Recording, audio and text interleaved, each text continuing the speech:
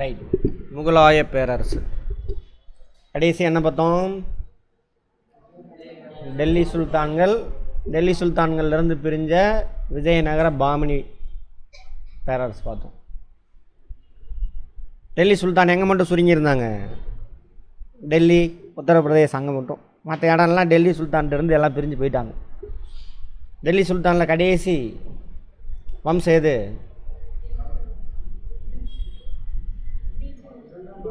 யுல்ஜி வம்சமா? கடைசி வம்சமா? டெல்லி ரெண்டாவது வம்சமா அது? அதுக்கப்புறம் 3 பேர் வந்துடுவாங்க. யார்? இரண்டாம் டெல்லி சுல்தானில் கடைசி வம்சம் எதுன்னு கேட்டேன். லோடி வம்சம். அதில் யார் இருப்பா? கடைசி அரசர் யார்? இப்ராஹிம் லோடி.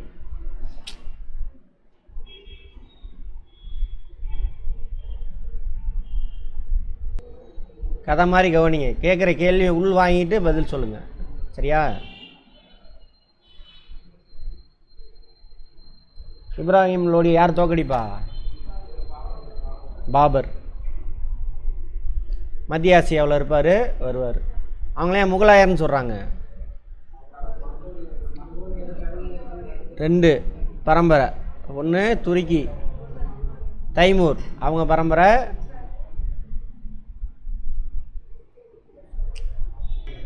ரைட். அப்போது இங்கே துருக்கியிலேருந்து தைமூர், மங்கோலியர்களில் செங்கிஸ்கான், அவங்க 2 பரம்பரையிலேருந்து உருவானதான் யார்? முகலாயர்கள், பாபர். அதான் பார்க்க போகிறோம். எந்த போரில் ஜெயிக்கிறாரு? முதலாம் பானிபட் போர். ஆனால் இன்னும் 2 வரும் பின்னாடி. முதலாம் பானிபட் போர். பாபர், ஹுமாயூன், அக்பர், ஜஹாங்கீர், ஷாஜகான், அவுரங்கசீப். இங்கே வம்சம்லாம் இல்லை, ஒரே வம்சம்தான், ஒரே ரத்த சொந்தம் தான். கடைசி சிறந்த அரசர் அவுரங்கசீப், 1707. சரியா? கடைசி அரசர் சுருங்கிடுவாங்க திரும்ப. அவுரங்கசீப் அப்போ தான் பெருசாக இருக்கும் நாடு. அதுக்கப்புறம் சுருங்கி டெல்லி, உத்தரப்பிரதேஷ் அந்த ஏரியா மட்டும் வச்சுக்குவாங்க அவுரங்கசீப்புக்கு அப்புறம். 1858 வரைக்கும் முகலாய மன்னர்கள் இருப்பாங்க. டெல்லி அந்த ஏரியா மட்டும் வச்சுட்டு 1858. கடைசி அரசர் 2ஆம் பகதூர் ஷா. 2ஆம் பகதூர் ஷா. அவர் எப்படி சாகுறாரு, என்ன ஏது அப்படின்னு பார்ப்போம். பாபர். பாபருடைய வருகையால் இந்தியா ஒரு சகாப்தம், ஒரு புதிய பேரரசு உருவாகுது. மீண்டும் பாபர்லேருந்து அப்புறம் அவருடைய பையன் ஹுமாயூன். ஹுமாயூன் கொஞ்ச நாளில் நாட்டை விட்டு ஓடிடுவார். அப்புறம் மீண்டும் ஈரான் நாட்டினுடைய அரசரோட சப்போர்ட்டோட மீண்டும் டெல்லியை கைப்பற்றுவார். ஹுமாயூன் அடித்து துரத்துறவர் யார்? சண்டை போட்டு ஷெர்ஷா சூரி. இவர் துருக்கி பரம்பரை சேர்ந்தவர். வங்காளத்தில் ஆட்சி செஞ்சுக்கிட்டு இருப்பார். வங்காளம், பீகார் அந்த ஏரியாவில் அவர் வந்து அடித்து துரத்திடுவார். அப்புறம் ஷெர்ஷா சூரி இறந்துடுவார். அப்புறம் ஒரு 15 வருஷம் கழித்து மீண்டும் யார்? ஹுமாயூன் வந்து ஆட்சியை கைப்பற்றுவார். அன்றைக்கி அவன் இன்ட்ரொடக்ஷன் சொல்லியிருப்பேன் லைட்டாக. அப்புறம் அவர் இறந்துடுவார். அவருடைய பையன் அக்பர் சின்ன வயசுலேயே ஆட்சி பொறுப்பு இருப்பார். அவருக்கு பாதுகாவலர் ஒருத்தர் இருப்பார். அவர் கொஞ்ச நாள் ஆட்சி செய்வார். அதுக்கப்புறம் அவரை எங்கே அந்த தீபிகா வரதே இல்லை, தெரியல. அப்புறம் அவரை புனித யாத்திரைக்கு அனுப்பிவிட்டு இவரே ஆட்சி செய்வார். யார்? அக்பர். அப்புறம் இவர் தான் ஒருங்கிணைக்க ஆரம்பிப்பார். வட இந்தியா முழுவதும் ஒருங்கிணைச்சி ஸ்ட்ராங் பண்ணுவார். இவரோட ஆதிக்கத்தை, இவரோட மேலாண்மையை ஏற்றுக்கிட்டாங்க அப்படின்னா விட்டுருவார். எல்லாம் சண்டை போடுவார். அப்புறம் அந்த ராஜபுத்திரர்கள் அவங்களாம் இருக்காங்களே, அவங்களுடைய பெண்கள் இவங்கெல்லாம் திருமணம் செஞ்சுக்குவார். அது மூலிமா ஸ்ட்ராங் பண்ணுவார். அப்படியே பெருசாகிட்டே வரும். அக்பருக்கு அப்புறம் ஜஹாங்கீர், பெருசாகிட்டே வரும் நாடு. ஜஹாங்கீருக்கு அப்புறம் ஷாஜகான், பெருசாகிட்டே வரும். அப்படியே இப்படி கொஞ்சம் கொஞ்சமாக பெருசாகிட்டே வரும். ஷாஜகானுக்கு அப்புறம் அவுரங்கசீப், பெரிய பேரரசு, 3ஆவது பெரிய பேரரசு இந்தியாவில். அன்றைக்கி பார்த்துருப்போம். பேரரசுனா அந்த நாட்டை பிடிச்சி அப்படியே இவங்க எடுத்துக்க மாட்டாங்க. அந்தந்த ஊருக்காரன் அவன் பார்த்துக்கான், அவன் மேலாண்மையை ஏற்றுக்குவான். சுசேரினிட்டி அப்படிம்பாங்க இங்கிலீஷில். அவன் கடைசி சிறந்த அரசர் அவுரங்கசீப். ரொம்ப சிம்பிளாக இருக்கிறவர் யார்? அவுரங்கசீப். அவர் இறந்தவுடனே திரும்பவும் உடஞ்சி சின்ன பின்னமாக போயிடும். சூர் வம்சத்தை சேர்ந்த ஷெர்ஷாவின் குறுகிய கால ஆட்சி தவிர்த்து, உங்களை அந்த நடுவில் சொன்னல ஷெர்ஷா சூரி, அவர் என்ன வம்சம்? சூர் வம்சம். ஷெர்ஷா சூரி, அதனால தான் அப்படி சூரின்னே சொல்லுவாங்க. 1526 முதலாம் பானிபட் போர். 1707 அவுரங்கசீப் சாவர வரைக்கும் பெரிய பேரரசு. அவர் இறந்தோன்னே மீண்டும் சுருங்கிடும். டெல்லி, உத்தரப்பிரதேசம் அங்கே மட்டும் இருப்பாங்க. மற்ற இடத்தெல்லாம் இவங்க வாரிசுகள் அங்கங்கே சுல்தான் அப்படின்ற பேரில் ஆட்சி செஞ்சுட்டு இருப்பாங்க.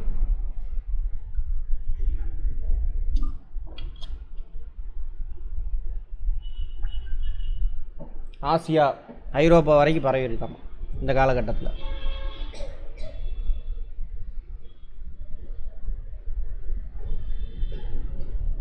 பாபர் மிகச்சிறந்த 6 முகலாய பேரரசை பற்றி பார்க்க போகிறோம்.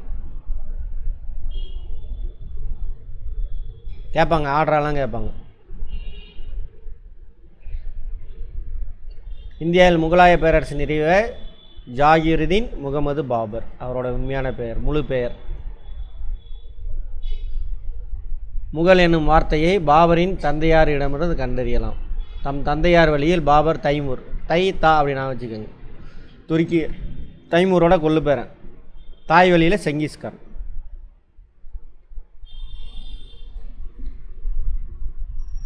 தாஸ்கண்டை சேர்ந்த யூனிஸ் கான் ஆவார் தாய் வழியில். இவர் மாபெரும் மங்கோலிய அரசன் செங்கிஸ்கானின் 13வது தலைமுறை. ஏன்னா செங்கிஸ்கான் முன்னாடியே வந்திருப்பார். 13வது தலைவர் யூனிஸ்கான்.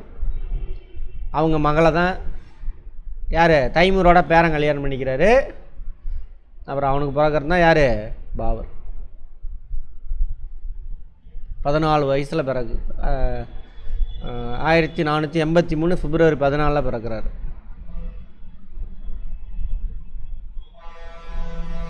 பன்னிரெண்டாவது வயதில் மத்திய ஆசியாவில் ஒரு சிறந்த அரசரான பர்கானாவை பரம்பரை சொத்தாக பெற்றார்.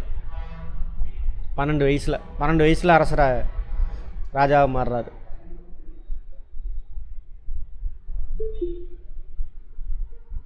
காபூலின் ஆட்சி பொறுப்பேற்கிறார். அவருடைய தலைநகரம் காபூல், ஆப்கானிஸ்தான்.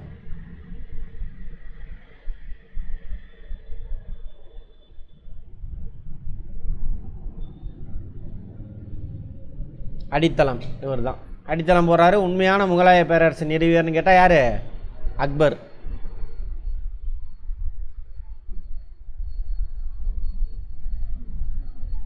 தைமூரின் இந்திய படையெடு. தைமூர் வந்துட்டு போயிருப்பார்ல டெல்லி சுல்தான் காலத்தில், அதான் சொல்கிறாங்க.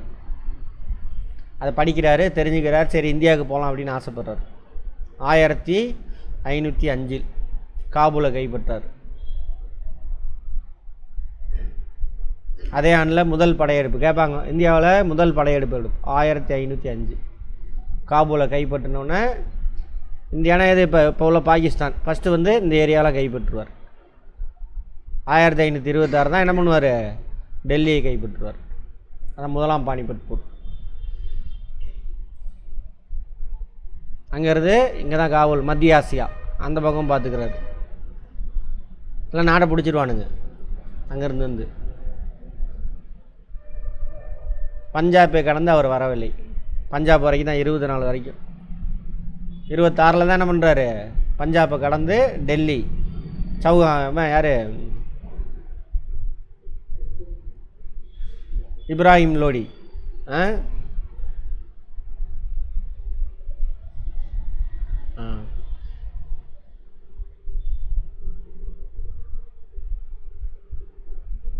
தௌலத் கான் லோடியினுடைய மகன் தில்வர் கான், திலாவார் கான் போட்டான். தில்வர் கான் லோடி டெல்லி சுல்தானுடைய மாமனார்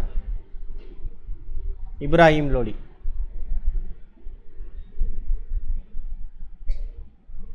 அங்கே போகிறாங்க இவங்க 2 பேரும். யாரை பதவியிலேருந்து நிற்கிறாங்க? மாமனார் ஆலம்கான். 2 பேரும் அங்கே போகிறாங்க. யார்? இப்ராஹிம் லோடியினுடைய மாமனாரே போகிறாரு, ஆலம்கான். தில்வர் கான் 2 பேரும் சொன்னாலே அங்கேருந்து ஆள் அனுப்புவாங்கன்னு. ஆள் அனுப்புகிறாங்க, லெட்டர் கொடுக்குறாங்க. ஸோ அதன் அடிப்படை 1526 வராங்க. பானிபட், முதலாம் பானிபட் போர். டெல்லி ஆக்ரா ரெண்டையுமே கைப்பற்றாரு. 1526 முகலாயர் ஆட்சி. ஆக்ரா தான் அவங்களுடைய தலைநகராக இருக்குது. டெல்லி மேலே இருக்கும், ஆக்ரா இன்னும் கொஞ்சம் கீழே இருக்கும். ஆக்ரா தலைநகராக ஆக்குனது யார்? இவங்களா? ஆக்ரா நகரத்தை நிறுவனது யார்?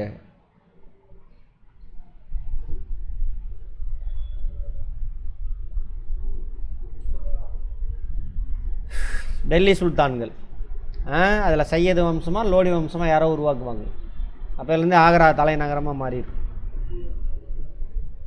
1527 ராணா சங்காவையும் அவரது ஆதரவாளையும் கன்வாவில் என்னும் இடத்தில் தோற்கடிக்கிறார். கன்வா போர். ராணா சங்கா இவர் யார்? ராஜபுத்திரர். அவர் சந்தேரி 1528 சந்தேரி போரில் ஜெயிக்கிறார். யார்? எல்லாமே பாபர் தான். அங்கேருந்து அப்படியே போகிறார், வங்காளம் பீகார்லாம் போய் ஆப்கானிய தலைவர்களை வெற்றி பெறார்.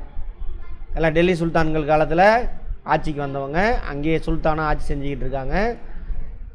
ஸோ அவங்கள ஜெயிக்கிறார். 1529 27 கன்வா போர், ராணா சங்காவை ஜெயிக்கிறார். 28 சந்தேரி போர், அதில் ஜெயிக்கிறார். 29 அங்கே போகிறார், வங்காளம் பீகார் அப்படியே கிழக்கு நோக்கி போகிறார்.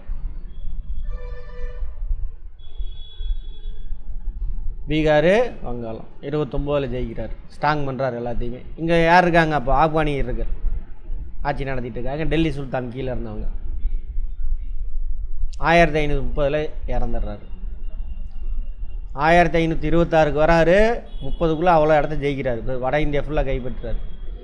இருந்தாலும் இவர் இருக்கிற வரைக்கும் பேசாமல் இருப்பானுங்க. இறந்துட்டாருன்னா அங்கங்கே அவன் பிரச்சனை பண்ணுவானுங்க. அதான் அங்கே போட்டிருக்காங்க, ஒருங்கிணைக்கிறதுக்கு முன்னாடி இறந்துடுறாரு அப்படின்னு. பாபர் துருக்கிய பாரசீக மொழியில் புலமை பெற்றவராமா. பாரசீக மொழின்னா எந்த மொழி? ஈரானிய மொழி. துசிக்கி பாபரி அவருடைய சுயசரிதை நூல், அதில் பேசியிருக்கார். இந்துஸ்தான், விலங்குகள், செடி, மரம், மலர், கனி அதெல்லாம் எழுதியிருக்கார். அதில் அவரோட கருத்தை சொல்லியிருக்கார்.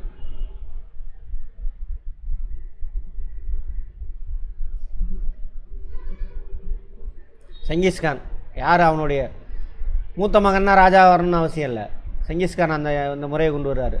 10 பேர் பசங்க இருக்கானுங்கன்னா மூத்த பையன் தான் ராஜா வரணும்னு அவசியம் இல்லை. அதில் யார் திறமையானவன், அவன் தான் ராஜா வரணும் அப்படின்னு அந்த முறையை கொண்டு வந்தது யார்? செங்கிஸ்கான். அதை அப்படியே இவரும் ஃபாலோ பண்ணுறாரு.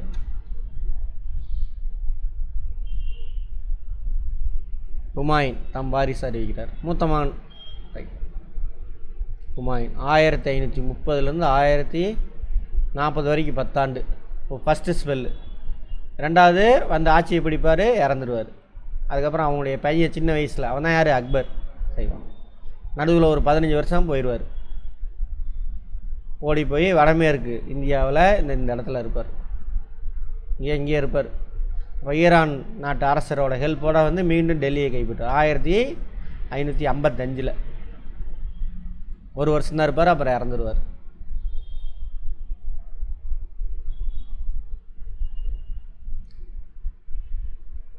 கம்ரான், ஹிண்டல், அஸ்காரி ஒவ்வொரு பகுதியை பிரித்து கொடுக்குறாரு நாட்டை. நீ வச்சுக்க அப்படின்னு சொல்லிட்டு.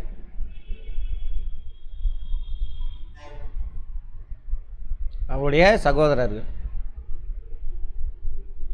அப்போ கூட பிறந்தவங்களே பிரச்சனை. அது இல்லாமல் அந்த ராஜ்புத்ஸ்லாம் இருக்காங்களே, அதுக்கு முன்னாடி இருந்தவங்க அவங்க பிரச்சனை. அதுக்கு முன்னாடி இருந்த ஆளுநர்கள், சிற்றரசர்கள், அவன் அந்தந்த ஏரியாவில் அண்ணன் தம்பி ஒருங்கிணைக்கே அவனுக்கு பிரச்சனை. அதனால் அவங்களாம் என்ன பண்ணுறாங்க? பிரச்சனையை கிளப்புறாங்க. எல்லாத்தையும் அடக்கிறதுக்குள்ளே பிரச்சனை பெருசாகிடுது. பீகார் வங்காளத்தை ஆட்சி செஞ்ச ஷெர்ஷா சூரி ஆப்கானிஸ்தான். அவங்க அப்பா இருக்கிற வரைக்கும் பேசாமல் இருக்கிறாரு. அவங்க பாபர் இறந்தவொன்னே அவர் பிரச்சனை பண்ணுறாரு. சவுசா போர் 1539 சவுசான்ற போரில் ஹுமாயூன் தோற்று போயிடுவார். அதேமாதிரி 40 கன்னோஜ் போர். கன்னோஜ் போரில் தோற்றவுடனே அவ்வளோதான், காலி. நாட்டை விட்டு ஓடி போயிடுவார். யார்? ஹுமாயூன். ஈரானுக்கு தப்பி ஓடிடுறாரு.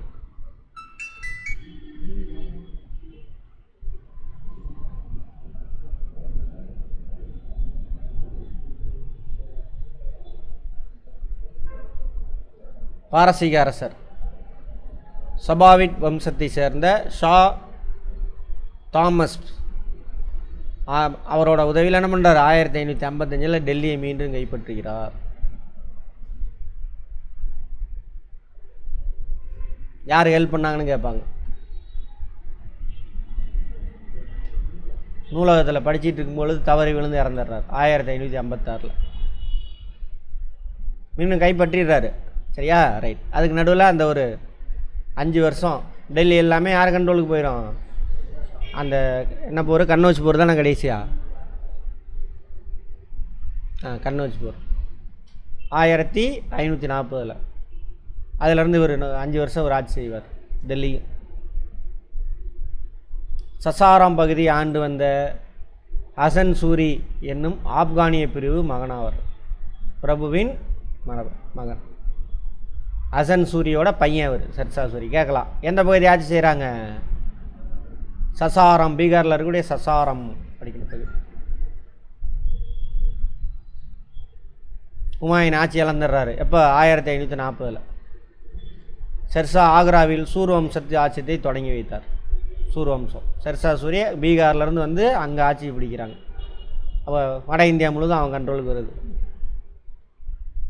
வங்காளம் முதல் சிந்து வரை அந்த பக்கம், காஷ்மீர் இல்லாமல் எல்லா பகுதியும் இவங்க கண்ட்ரோல் வருது. எங்கே? வங்காளம்.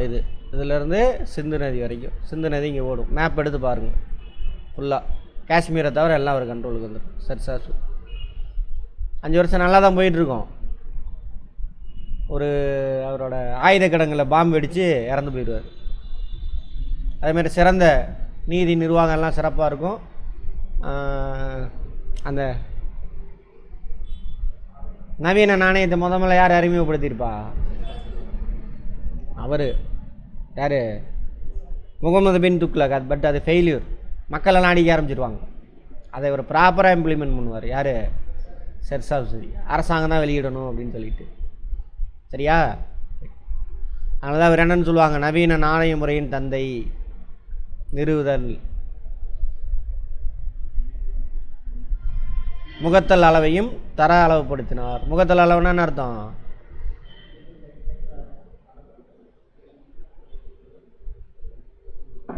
அந்த காயினுக்கான வேல்யூ அது. அப்புறம் மெஷர்மெண்ட்லாம் இருக்குல்ல, எடை கற்கள், லென்த்து, அதெல்லாம் ஸ்டாண்டர்ட் பண்ணுறார். ஏன்னா அப்போ தானே ஆகும் வியாபாரத்துக்கு. அதெல்லாம் பண்ணுறார். நில வருவாய் முறையை கொண்டுட்டு வர்றார்.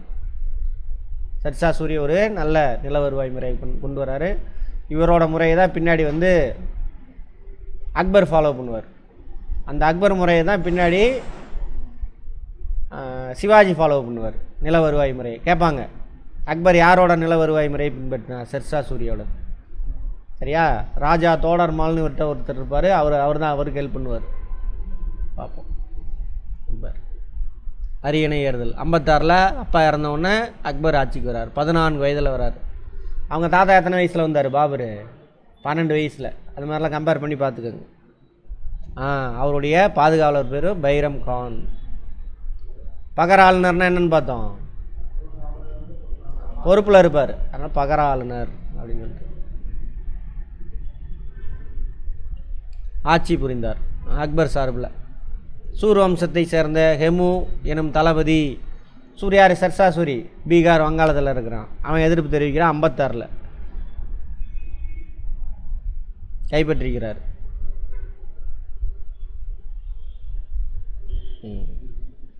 சின்ன பையனா பைரம் கான் ஆட்சியில் இருக்காரா. ஹெமு வந்துட்டு என்ன பண்ண டெல்லி ஆக்ராலாம் கைப்பற்றுறாரு. மீண்டும் என்ன பண்ணுறாங்க, டெல்லியை ஹெமுகிட்ட இருந்து பறிக்கிறாங்க. எப்போ? எந்த போருக்கு அப்புறம்? 2வது பானிபட் போர். 3வது பானிபட் போர் இருக்குது. மொத்தம் பானிபட் போர் மொத்தம் 3. முதல் பானிபட் போர் எப்போ நடக்குது? 1526 பாமருக்கும் இப்ராஹிம் லோடிக்கும். 2வது பானிபட் போர் யாருக்கும்? ஹெமுவுக்கும் சூர் வம்சத்தை சார்ந்த ஹெமுவுக்கும் அக்பருக்கும் நடுவில். அக்பர்னா யார்? பைரம் கான் நடுவில். ஒரு தான் பெரிய ஆளாயிட்டாலும் 14 வயசு, அதுக்கு மேலே வயசு அதிகமாகிட்டு அடாலசன்ட் ஏஜ், அப்பா அம்மா சொல்கிறதே கேட்க மாட்டான் அந்த வயசில் எவனும். சரியா? பைரம் கான் தலையிடுறாரு. சரி, அவர் என்ன பண்ணுறான், பைரம் கானை அனுப்பி விட்டுறான். இந்த காலகட்டம் தான் அவங்க அம்மா சொல்கிறத கேட்டு ஆட்சி செய்வார் அக்பர். அதுக்கு பேர் பெட்டிக்கோடு கவர்மெண்ட் அப்படிம்பாங்க. பைரம் கானை அனுப்பி விட்ருவார். எங்கே? புனித யாத்திரை அனுப்பிவிட்டு அங்கே போகிற வழியில் கொண்டுட்டாங்க அப்படின்னு சொல்லுவாங்க. திரும்ப வரக்கூடாது அப்படின்னு போட்டுரு குஜராத். பாருங்க, நாட்டை கட்டுப்படுத்துகிறார். எப்படி? படையெடுப்பு மூலமும். ஒத்து வந்தால் பார்ப்பார், எல்லாம் சண்டை போடுவார். பொண்ணு இருந்துச்சுன்னா பொண்ணை கல்யாணம் பண்ணிக்குவார். எப்படி? படையெடுப்பு, நட்புறவு மூலிமா திருமணம் ஒரு அந்த மெத்தட்லையும் பண்ணுவார்.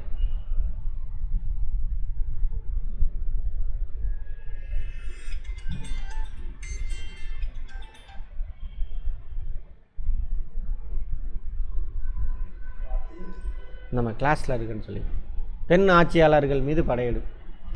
இதெல்லாம் சும்மா வேணும்னு கொண்டு வரானுங்க. பெண் ஆட்சியாளர், ராணுவ ஆட்சியாளர்லாம் கிடையாது. ராஜானா என்ன வேலை? பக்கத்து நாடு பிடிக்கணும். அதே மாதிரி மாதங்க அதெல்லாம் எதுவுமே கிடையாது. சரியா? இது வேணும்னு சும்மா தூண்டி விடுறது. மாலவத்தையும் மத்திய இந்தியா சில பகுதியிலும் கைப்பற்றினார். மாலவ பீடபூமி எங்கே இருக்குது? இது மத்திய இந்தியா. என்னது? இந்த படத்தில் தெரியுதா? ரைட். இந்த மாலவ பீடபூமி அதான் மத்திய பிரதேசம். அந்த பகுதியெல்லாம் ராணி துர்காவதியை பாபர் தோற்கடித்தாராம். இதை விரும்பலையாமா. ஏனெனில் அவர் அக்பருக்கு தீங்கு எதுவும் செய்யவில்லை. இருந்த பொழுது பேரரசை உருவாக்கும் ஆசையால் நல்லியல்பை கணக்கில் எடுத்துக்கொள்ளாமல் அவங்கள்ட்ட சண்டை போட்டாங்களாமா. அகமது நகர் அரசின் பகர ஆட்சியாளர் புகழ்பெற்ற ராணி சந்த் பிவி அக்பர் படையெடுத்தார். எங்கே? அகமது நகர்னா அது பாமினி அரசுகள் இருக்காங்களே அங்கே. அப்பயே உள்ளே பூண்டார். மத்திய பிரதேசம் உள்ளே பூந்து அங்கேருந்து இங்கே வந்துட்டார். பாமினி அரசுகள் அங்கே பகர ஆளுநராக இருக்காங்க. அவனோட பையன் சின்ன வயசாக இருக்கும், அவனை உட்கார வச்சுட்டு இந்த அம்மா ஆட்சி செய்யும். இது மாதிரி பாகுபலி பார்த்தீங்கல்ல,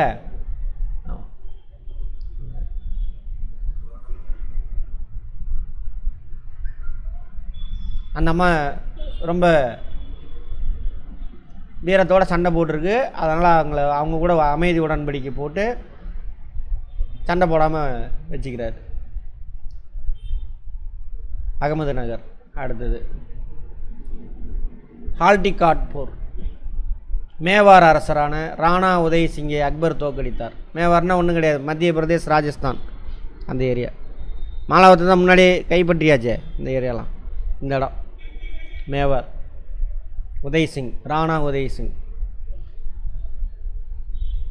1568 சித்தூர், 69 ராந்தம்புரை, அதாவது ராஜஸ்தான் அந்த ஏரியா, மத்திய பிரதேஷ், ராஜஸ்தான் இந்த ஏரியா எல்லாம் கைப்பற்றார். ஹால்டிகட் போர்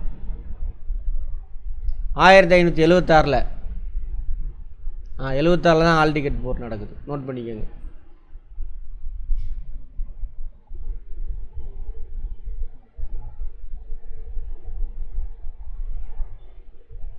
அங்கே என்ன அந்த கதையை அக்பர்கிட்ட என்ன பண்ணுறாரு அவர், ராணா பிரதாப், அவரை பற்றின கதைகள் என்ன அந்த ஏரியாவில் மக்கள்கிட்ட இருக்குது அப்படின்ற மாதிரி சொல்கிறாங்க. பாருங்க, அக்பரின் கீழ் மத்திய ஆசியாவிலேருந்து இவ்வளோ பெருசு, வங்காளம், ஒடிசா, அகமது நகர் வரைக்கும் இவ்வளோ பெரிய நாடு அக்பரே உருவாக்கிட்டார். அதான் சொல்லுவாங்க, முகலாய பேரரசை இந்தியாவில் உண்மையாக நிலைநிறுத்தியவர் யார்? அக்பர். அங்கே பாருங்க, ஆப்கானிஸ்தான்லேருந்து இது வரைக்கும் அவரை பெருசாகிட்டே போகும். அதுக்கப்புறம் அவன் பையன் வரானா, அக்பரோட பையன் யார்? ஜஹாங்கீர். அவர் பெருசு பண்ணுவார், அப்படியே தெற்கு நோக்கி போவார், எல்லா நாட்டையும் பெருசு பண்ணும். அரேபியா, தென்கிழக்கு ஆசியா, சீனாவுடன் வணிகம் உறவு வைக்கிறார். ராணா பிரதாப் யார்? ராஜ்புட்ஸ். எந்த பகுதி? மேவார் பகுதி. அரேபியா, தென்கிழக்கு ஆசியா, சீனாவுடன் உறவு. சீனா இப்படியும் போகலாம், சீனாவுக்கு இப்படியும் போகலாம், கடல் வழியிலையும். அரேபியா வேறு என்ன போட்டிருக்கான்? தென்கிழக்கு ஆசியா. தென்கிழக்கு ஆசியா இது அரேபியா. சீனாவோட வணிக உறவு. வணிக உறவு வச்சா நாமும் வியாபாரம் பெருகும், அந்த மக்களுக்கு வருவாய் பெருகும், மக்கள் நல்லா சந்தோஷமாக வாழ்வாங்க.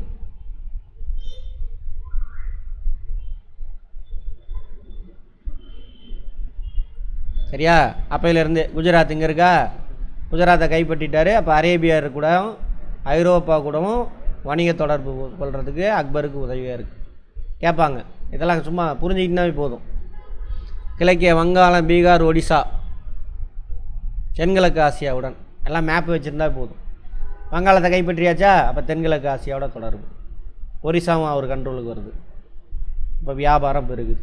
யாருக்காக செய்கிறாங்க இதெல்லாம்? நாட்டு மக்களுக்காக. வடமேற்கு படையெடுப்பு அதேமாரி. வடமேற்கு இந்தியா இது இந்த பக்கம் எல்லாம். அது ஆப்கானிஸ்தான் வரைக்கும் பிடிச்சி வச்சிட்றாரு.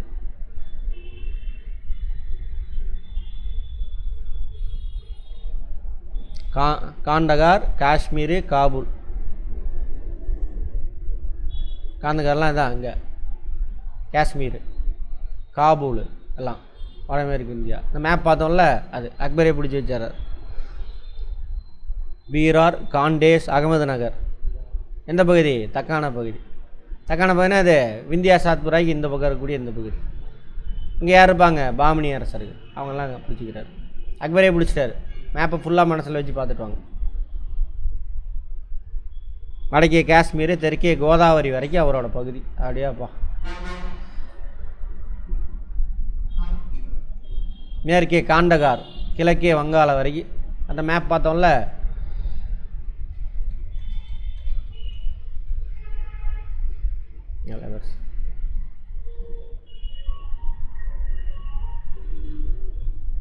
பதினாலு வயசில் ஆட்சிக்கு வர்றார். 1605 இயற்கை எழுதுகிறார். எந்த வயசில் ஆட்சிக்கு வருவார்? 1556. அவங்க அப்பா இறந்தவுடனே. அப்போ அவர் வயசு 14 வயசு. அப்போ எத்தனை வருஷம் ஆட்சி செஞ்சுருக்காரு? சாலிடா 50 வருஷம் ஆட்சி செஞ்சுருக்காரு. 50 வருஷத்துக்குள்ளே இவ்வளோ பெரிய இடத்த பிடிச்சிட்டார். அவரோட சமாதி எங்கே இருக்குது? ஆக்ராவுக்கு அருகே சிக்கந்தாராவில் இருக்குது. சிக்கந்தாராவை பற்றி முன்னாடி பார்த்துருப்போம். இந்திய கட்டடக்கலை, பாரசீக கட்டடக்கலை இதெல்லாம் கலவையாக கலந்து கட்டியிருப்பாங்க அப்படின்னு சொல்லிட்டு. அக்பரோட கொள்கை, வாள் வலிமையின் மூலம் பெறப்படும் ஆதாயங்களை காட்டிலும் அன்பின் மூலம் பெறப்படும் ஆதாயங்கள் ஆயுள் அதிகம் உணர்ந்திருந்தார். அப்போ என்ன பண்ணுறது? ஒரு நாடு பிடிக்குதுன்னா போய் ஃப்ரெண்ட்ஷிப் ஃபஸ்ட்டு பேசுவார். முடிஞ்ச அவன் பொண்ணை கல்யாணம் பண்ணிக்குவார், அல்லது இவன் பையனை கல்யாணம் பண்ணி கொடுத்து அவன் கண்ட்ரோலுக்கு கொண்டு வந்துடுவார். அதையும் மீறினா தான் அவன் கூட சண்டை போடுவார். அந்த மாதிரி கொள்கை. இந்து பிறப்புகள், இந்து கிடையாது அப்போ, அந்த வார்த்தையே கிடையாது. இந்து சண்டைலாம் கிடையாது. சரியா? இஸ்லாம் அல்லாதவங்க, அவ்வளோதான். எல்லா மக்களுக்கும் பிடிக்கிற மாதிரி ஆட்சி நடத்துகிறார். இந்த இப்போ மாதிரி கிடையாது. முஸ்லீம்கள் அல்லாதோர் மீது விதிக்கப்பட்டிருந்த ஜிஸ்யா வரியும், ஜிஸ்யா வரி வந்து இவங்க போட்டிருப்பாங்க, அரேபியர்கள் காலத்துலேருந்தே போட்டிருப்பாங்க. ஆனால் அந்த வரி கட்டினா தான் இஸ்லாமியர் அரசுக்கு வரி கட்டுறான். இவனு கட்டினா தான் நான் அந்த நாட்டோட பிரஜையாக மாற முடியும். அதுக்காக வாங்கின வரி இதை தப்பாக கொண்டு வரானு. வரியெல்லாம் நிறைய நீக்கிறார். முஸ்லீம் அல்லாதவங்க மேலே போட்டிருந்த வரியை நீக்கிறார். ராஜபுத்திர பெண்களுக்கு திருமணம் செஞ்சுக்கிறார். மகனுக்கும் திருமணம் செஞ்சு வைக்கிறார். மதம்லாம் பார்க்கல அவர். அதேமாதிரி என்ன பண்ணுவார்னா, எல்லா மத தலைவரும் 2வது சமய மாநாடு நடத்துவார். முதல்ல சமய மாநாடு நடத்தினது யார்? எல்லா மத தலைவரையும் வச்சு ஹர்ஷவர்தன். அது மாதிரி இவர் நடத்துவார். இவர் நடத்தி அந்த மதத்தில் இருந்த எல்லா மதத்தில் இருந்த நல்ல கருத்துக்களையும் ஒன்றா வாங்கிக்குவார். அதை வச்சு இவர் புதுசாக ஒரு மதத்தையே உருவாக்குவார். என்ன கார்த்திகேயன்? சரியா? அதான் தீன் இலாகி பார்த்துருப்போம், முன்னாடி எங்கேயோ வந்திருக்கும். திறமையின் அடிப்படையில், மதத்தின் அடிப்படையில் யாரையும் நியமிக்கலை. உயர் பதவிகள் எல்லாத்துலேயுமே இஸ்லாமியர் தான் இருக்கணும் அப்படிலாம் எதுவுமே இல்லை. அவர் ராஜா மான்சிங், சரியா, காபூல் அங்கே போய் ஆளுநராக நியமிச்சிருக்கார். எந்த ஊரை சார்ந்தவர்? ஜெய்ப்பூரை சார்ந்த. சூஃபி துறவியான சலீம் சிஸ்டி, சூஃபி, இஸ்லாம் மதத்தை சீர்படுத்துறதுக்காக வந்த ஒரு அமைப்பு தான் இது சூஃபி. அந்த பக்தி இயக்கம் இருக்குல்ல, அதே காலகட்டத்தில் சூஃபி இயக்கம் வரும். சீக்கிய குருவான ராம்தாஸும் அக்பரின் அளவில்லா மதிப்பையும் மரியாதையும் பெற்றிருந்தார். சீக்கிய குரு, சீக்கியமாக தான் இப்போ உருவாயிருக்கும். வட இந்தியாவுக்கு, தென்னிந்தியாவில் இந்த பக்தி இயக்கம் வட இந்தியாவுக்கு போகும், நிறைய பேர்த்துக்கிட்ட பரவும். அப்போ அந்த பக்தி இயக்கத்தை சேர்ந்த ஒரு பிரிவினர் தான் என்ன பண்ணுவார், சீக்கிய மதம், குருநானக் வந்து சீக்கிய மதம்னு ஒன்று கொண்டு வருவார். எதுக்குனாக்க முஸ்லீம் அல்லாதவர்களிடையே ஒற்றுமை ஏற்படுத்துறதுக்காக. சரியா? அந்த வழியில் குரு ராம்தாஸ் அவரோட மதிப்பையும் சலீம் சிஸ்டி இஸ்லாம் மதத்தினுடைய குரு, அவங்க 2 பேரும் அக்பருக்கு என்ன பண்ணியிருக்காங்க, நல்ல வழிகாட்டியாக இருந்திருக்காங்க.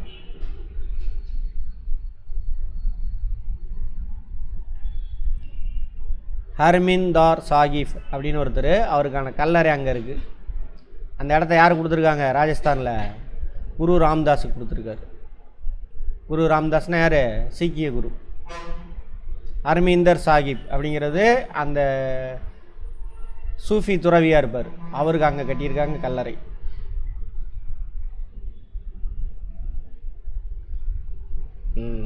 இவர் அந்த சொன்னாலே எல்லா மதத்தை சேர்ந்த சாமியாருங்களையும் ஒன்றா சேர்ந்து உட்கார சண்டை போட்டுக்கோங்கடா அப்படி சொல்ல மாட்டார்.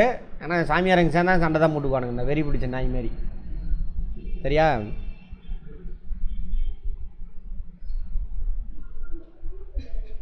உங்களோட நல்ல கருத்தெல்லாம் எடுத்து பேசுங்க அப்படின்னு சொல்லி உட்கார வைப்பார். அதுக்காக ஒரு பில்டிங் கட்டுவார். அந்த பில்டிங் பேர் தானே அது இபாதத் கானா. எங்கே இருக்குது, பதேபூர் சிக்ரி அங்கே இருக்குது. கேட்பாங்க, பார்த்துக்குங்க. பண்பாட்டு பங்களிப்பு. அப்போ மதத்தில் என்ன பண்ணியிருக்காரு, எந்த மதத்தையும் சார்ந்துருக்கல, எல்லா மதத்தையும் என்ன பண்ணுறாரு அவர். ஆமாம், எல்லாம் ஸ்டேட்மெண்ட்டில் கேட்பாங்க. கல்விக்கு முக்கியத்துவம் கொடுக்குறாரு. அவரோட சொந்த நூலகத்தில் மட்டும் 4000 நூல் வச்சுருக்காங்க. சரியா? கல்வினா பிஏ எம்ஏ எம்ஃபில் அப்படி கிடையாது. நம்மளை சுற்றியில் நடக்கிற விஷயங்களை நம்ம தெரிஞ்சுக்கிட்டே வரணும். கல்வி எப்போ முடியும், கல்விக்கு எல்லை இருக்கா? சாகிறதே கல்வி தான். நம்ம தானே சாகிறத எப்போ கற்றுக்குறோம், சாகும்பொழுது தான் கற்றுக்க முடியும். நம்ம பாஸ் ஆனதுக்கப்புறம் படிக்க மாட்டானுங்க நம்ம ஆளுங்க. காலேஜ் வாத்தியாருங்களே, ஸ்கூல் வாத்தியாருங்க, காலேஜ் ப்ரொஃபஸருங்களே படிக்க மாட்டாங்கிறாங்க. நியூஸ் பேப்பர் நிறைய பேர், கொஞ்சம் பேர் தான் படிக்கிறாங்க, நிறைய பேர் படிக்கிறதில்ல. ஏன்னா வேலை கிடச்சிருச்சு இல்லை, அதுக்கு மேலே படிக்க மாட்டோம்.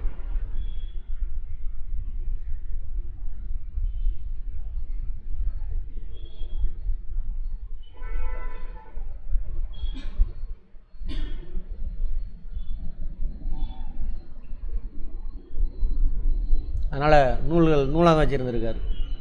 அதனால தான் பாருங்கள், இப்போ நூலகம்லாம் இம்பார்ட்டன்ட் கொடுப்பாங்க. யார் தமிழ்நாடு கவர்மெண்ட்டில் யாருக்கு மேலே இந்த நூலகத்துக்கு இம்பார்ட்டன்ட் கொடுக்குறாங்கன்னு பாருங்கள் போய். புரியலையா? சரி, வீடியோ பாருங்கள். அடுத்தது, பல்வேறு விதமான நம்பிக்கைகளையும் கருத்துக்களையும் கொண்டிருந்த அறிஞர்கள் அவர் ஆதரித்தார். அறிஞர்கள்லாம் ஆதரிக்கிறார். அபுல் பாசல், அப்துல் பெய்சி, அப்துல் ரஹீம் கான், கான் நூலாசிரியர்கள். அடுத்தது கதையாசிரியர் வந்து பீர்பால். இவங்களாம் நூலாசிரியர்கள். அப்புறம் கதையாசிரியர் பீர்பால், அவங்களாம் இவர் ஆதரிச்சிருக்கார். ராஜா தோடர்மால் சொன்னோம் இல்லையா, ஷெர்ஷா சூரிகிட்ட இருந்திருப்பார். அவரை வச்சுக்கிட்டு வரி விதிப்பெல்லாம் அதை அப்படியே ஃபாலோ பண்ணுவார். ராஜா பகவன் தாஸ், ராஜா மான்சிங், இவங்களாம் அக்பரோட அவையில் இருந்திருக்காங்க. இவ்வளோ பேர் எல்லாம் அறிவாளிங்களாம். பாடலாசிரியரும் இசை மேதையுமான தான்சன் அக்பரோட அவையை சேர்ந்தவர். ஓவியர் தஸ்வந்த், சரியா, அக்பர் காலத்தை சேர்ந்தவங்க. கேட்பாங்க இவங்கெல்லாம் யாரோட அவையில் இருந்தாங்க அப்படின்னு கேட்பாங்க. ஜகாங்கீர் அவருடைய பையன். 1605 ஆமாம், அவர் இறந்துடுறாரு. இறந்தவொன்னு வருவார். ராஜபுத்திர மனைவிக்கு பிறந்த, அதான் ராஜபுத்திரர்களும் கல்யாணம் பண்ணிக்கிறாருல, சலீம் நூருதீன் முகமது ஜகாங்கீர், உலகத்தை கைப்பற்றியவர். சலீம் அவரோட பேர், இயற்பெயர் சலீம். சரியா? பதவி ஏற்றுக்கும் பொழுது இந்த பேர் மதுக்கு முகமது ஜகாங்கீர். சலீம் நூருதீன் அவரோட இயற்பெயர். முகமது ஜகாங்கீர்ன்ற பேரில் பதவி ஏற்றுக்கிறார். கலைகள், ஓவியம், தோட்டங்கள், மலர்கள் ஆகியவற்றின் மீது அவர் அதிக ஈடுபாடு கொண்டிருந்தார். இவர் அங்கே நல்ல கல்வியாளர். இவரோட மனைவி தான் யார், நூர்ஜகான் மெகருநிசா அப்படிம்பாங்க. மெகருநிசா அப்படின்னு சொல்லிட்டு அந்த மாதிரி யாரோ ஒரு, அது ஒரு கதை சொல்லுவானுங்க, அது உண்மையாக இல்லையான்னு தெரில. வேறு யாரோட மனைவி, அவனை கொண்டுட்டு இந்த அம்மா கல்யாணம் பண்ணிக்குவார். அந்த அம்மா சொல்கிறதான் கேட்பார் இவர். சரியா? அந்தப்புற அரசாங்கம்னு சொல்லுவாங்க இவருடைய அரசாங்கத்தை. அந்தப்புற அரசாங்கம் உண்மையான அதிகாரத்தை பெற்றவராக இந்த அம்மா சொல்கிறது தான் அவர் கேட்பார். இவர் டம்மியாக இருப்பார். அதனால தான் இந்த அம்மா தான் என்ன பண்ணியிருக்கு, பெண்களுக்கு தானே அந்த கலை, ஓவியம், தோட்டங்களுக்கெல்லாம் முக்கியத்துவம், மலர்கள் அந்த மாதிரி தான் பார்த்து.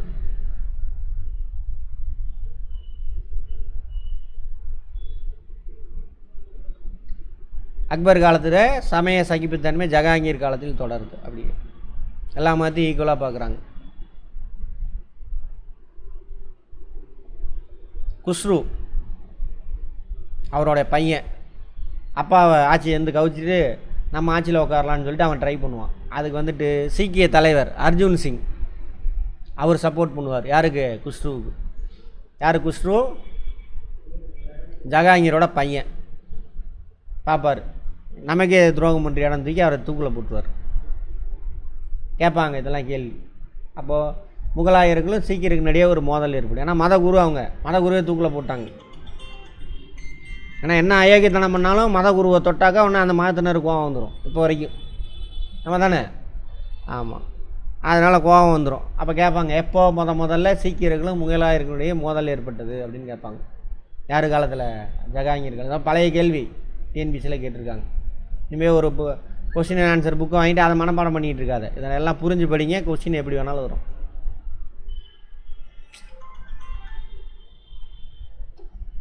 நெடுநாள் போர்கள் நடைபெற்றன. அங்கே பாருங்கள் வருதா?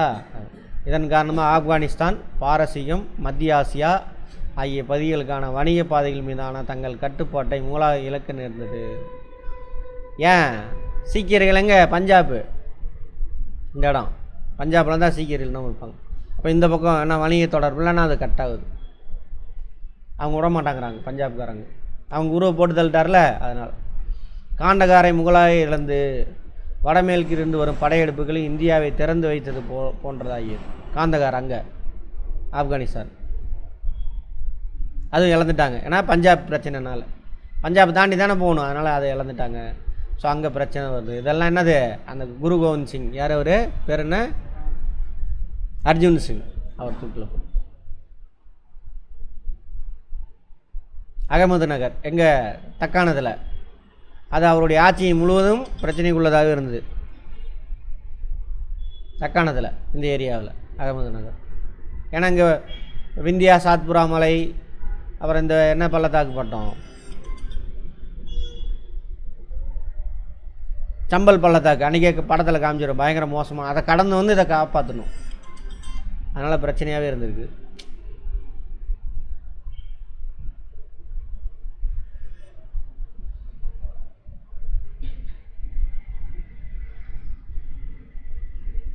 ஜஹாங்கீர் போர்த்துகீசியருக்கும் பின்னர் ஆங்கிலேயருக்கும் வணிக உரிமையை வழங்கினார். நோட் பண்ணிக்கோங்க. இப்போ வந்துடுவாங்க போர்ச்சுகீசியர். 1498 வந்திருப்பாங்க. அப்புறம் 1600 தான் அங்கே ஈஸ்ட் இந்தியா கம்பெனி உருவாக்குவாங்க. இங்கிலாந்தில் ஆங்கில கிழக்கிந்திய கம்பெனின்னு சொல்லிட்டு அங்கே உள்ள வியாபாரிகள்லாம் ஒன்று சேர்ந்து ஒரு கம்பெனியை உருவாக்குவாங்க. 1600 அங்கே உள்ள மகாராணி அந்த கம்பெனிக்கு பர்மிஷன் கொடுப்பாங்க, இந்தியாவில் போய் வியாபாரம் செய்யுன்னு சொல்லிட்டு.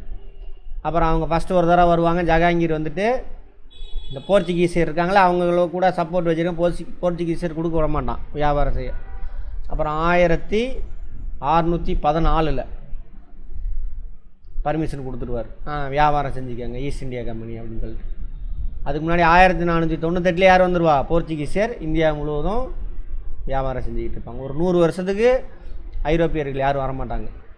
1498 600 வரைக்கும் அவங்க கண்ட்ரோலில் தான் இருக்கும். இங்கிலாந்து அரசர் முதலாம் ஜேம்ஸின் பிரதிநிதியாக தாமஸ் ரோ, அவர் தான் முதல்ல ஜஹாங்கீரின் அரசவைக்கு வரார்.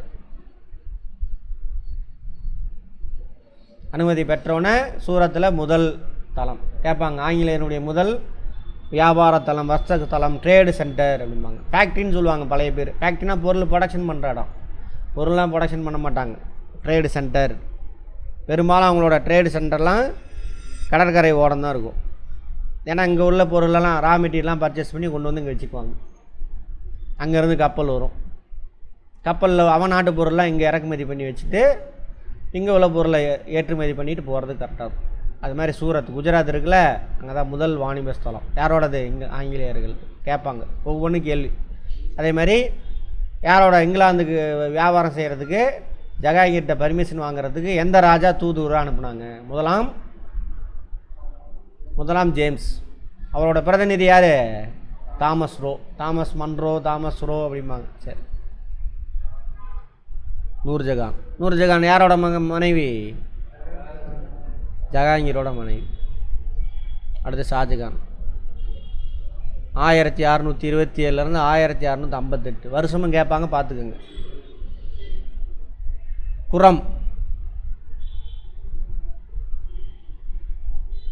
குரம் தான், அவர் தான் ஆட்சியை பிடிக்கிறாரு. ஆட்சிக்கு வந்தோன்னா அவரோட பேர் ஷாஜகான் அப்படின்னு மாற்றுறாங்க. உலகத்தின் அரசர்.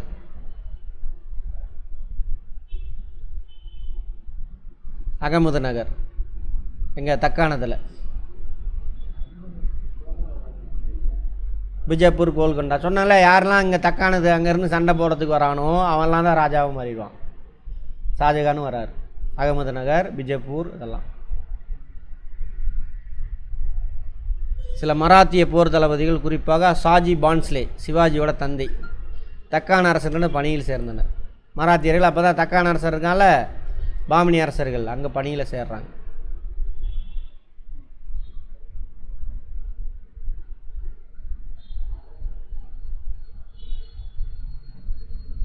எதிர்ப்பு உருவாகுது, அப்பையிலேருந்து உருவாகும். அதுக்கப்புறம் மராத்தியர்கள்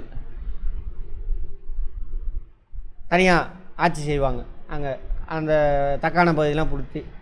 அதான் மராத்தியர்கள். அவங்க சூத்திரர்கள்னு சொல்லுவாங்க. பதவி ஏற விட மாட்டானுங்க அவனுங்க. சூத்திரர் என்ன பண்ண முடியாது, ராஜாவை மாற முடியாது. அதுக்காக 2-3 தடவை யாகெல்லாம் நடத்தி சடங்கு சங்கரதான் செஞ்சு சூத்திரரை வந்து சத்திரியராக மாற்றி அப்புறம் தான் ராஜாக்கா விடுவோம் நாங்கள். அந்த குரூப்பு யார்? அந்த கதையெல்லாம். சமய விடயங்களில் ஷாஜகான் சகிப்புத்தன்மை அற்றவராக இருந்தாராம். அவங்க அப்பா தாத்தா மாதிரி இல்லைன்னு சொல்கிறானுங்க. முகலாயனுடைய புகழ் அதன் உச்சத்தை எட்டியது. யாரோட காலத்தில்? ஷாஜகான் காலத்தில். கேட்பாங்க முகலாயனுடைய பொற்காலம் யாரோட ஆட்சி காலம்னு கேட்பாங்க. ஷாஜகானோட ஆட்சி காலம். சரியா? அதேமாதிரி இதுக்கு முன்னாடி பொற்காலன்ற வார்த்தை எங்கே யூஸ் பண்ணாங்க? குப்தர்கள் காலத்தில். அதெல்லாம் 1657 ஷாஜகான் நோய்வாய்ப்பட்டதை தொடர்ந்து அவருடைய 4 மைந்தர்களுக்கு வாரிசுரிமை போர் வெடித்தது.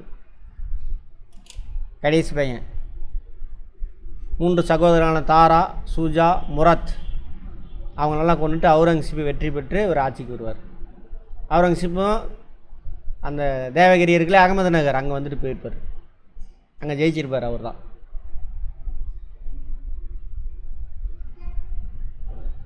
ஷாஜகானை கொண்டு போய் ஆகராஜ கோட்டையில் போட்டுருவார்.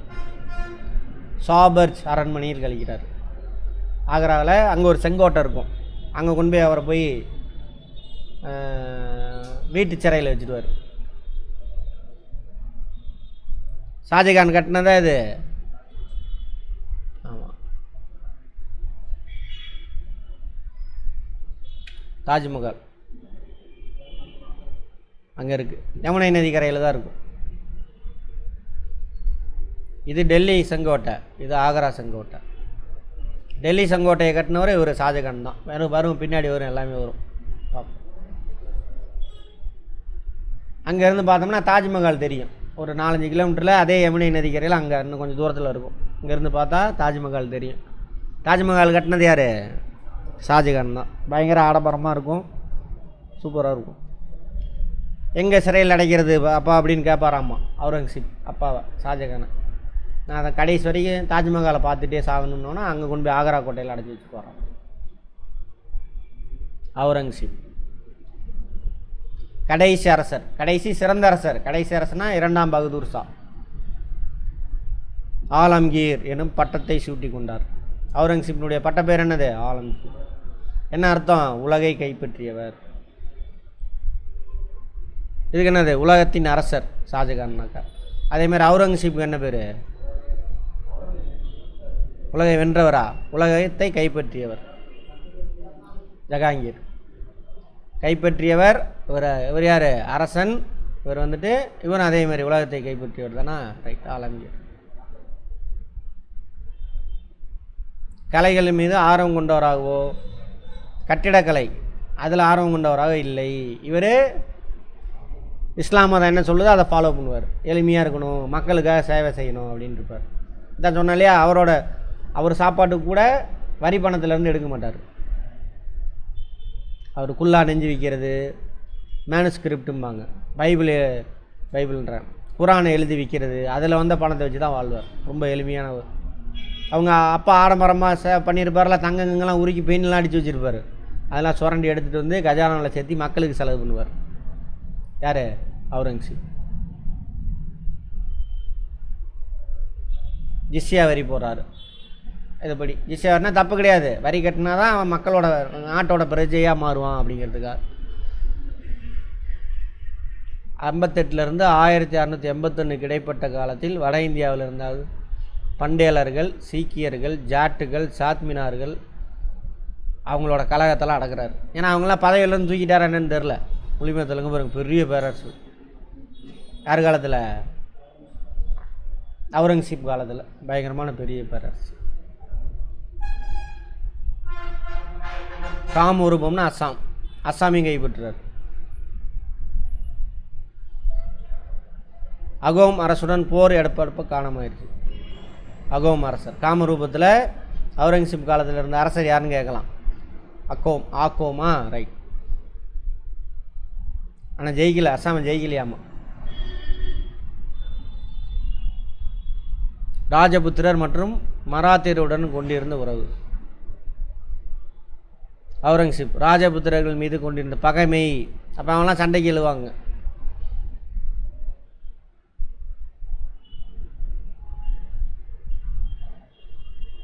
அவருடைய மகன் அக்பர், 2வது அக்பர், யாரோட பையன்? அவுரங்கசீப்பருடைய பையன். அவங்க தாத்தா பேர் வச்சிடறான். இவர் சேர்ந்துக்கிட்டு யார் கூட பிரச்சனை? அப்பாவுக்கு எதிராக பிரச்சனை பண்ணுறார். அதே மாதிரி தக்காணத்தில் இப்போ சிவாஜி வந்துடுவார். தக்காண பகுதி இருக்கு இல்லையா, மகாராஷ்டிரா, அதாவது இந்த ஏரியா. பாமினி அரசர்கிட்ட வேலை செய்கிறவார் அவங்க அப்பா. நீ எதுக்கடா அங்கே வேலை செய்கிற, இஸ்லாம் மன்னர்கள், நீயே ஆட்சி அமைக்க அப்படின்னு சொல்லிட்டு சிவாஜியை தூண்டி விடுவாங்க பக்தி இயக்கத்தினர். ஸோ சிவாஜி இந்த இடத்துல ஆட்சி கைப்பற்றுவார். கைப்பற்றி முகலாயருக்கு எதிராக என்ன பண்ணுவாங்க? பிரச்சனை பண்ணிகிட்டே இருப்பார் சிவாஜி. கொஞ்ச நாளைக்கு இருப்பார், அவ்வளோதான். 1689 தக்கான பகுதி. ஏன்னா அவரோட பையன் அக்பர், 2வது அக்பரும்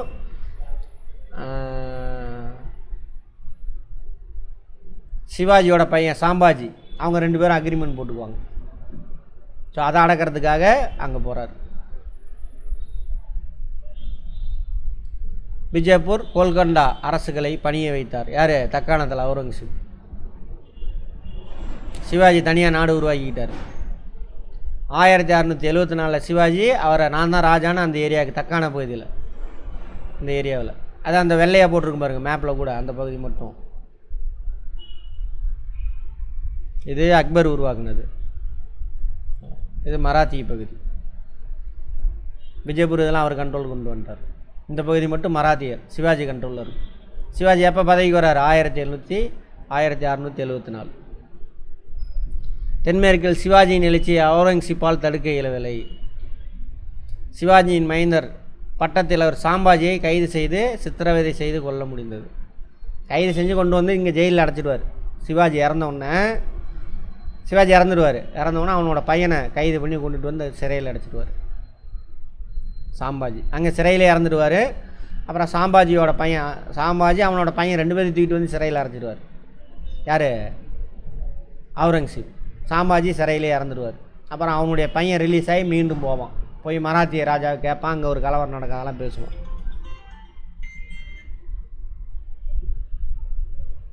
1707 90வது வயசில் இறக்குறாரு.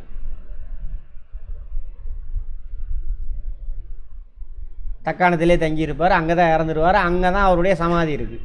அங்கே தான் இப்போ கலவரம் பண்ணுறானுங்க மகாராஷ்டிராவில். நமக்கு இருக்கா? யார் பண்ணுறது? சங்கி மங்கி குரூப்பு. எதுக்கு?